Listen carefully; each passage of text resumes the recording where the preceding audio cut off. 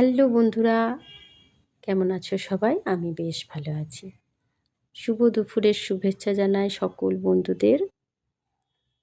আমার আজকে লাঞ্চ থালিটি তোমাদের সঙ্গে শেয়ার করছি। প্রথমে নিলাম কুমড়ো ভাজা, মাছের তেল ভাজা আর ধনেপাতা বাটা, আর করেছি ঝিঙে আলু ডাঁটা দিয়ে পোস্ত। আর আরেকটা জিনিস আছে, সেটা হচ্ছে চিংড়ি মাছের ভাপা। অল্প একটু নিলাম, আমি খুব একটা চিংড়ি খাই না। এই ছিল আজকে আমার দুপুরের মেনু, তার সঙ্গে একটু পেঁয়াজ আর কাঁচা লঙ্কা।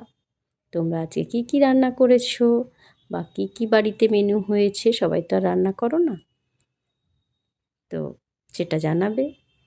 আমার মেনুগুলো কেমন লাগলো অবশ্যই জানিও। আজ তবে এইটুকু, সবাই খুব ভালো থেকো। টাটা।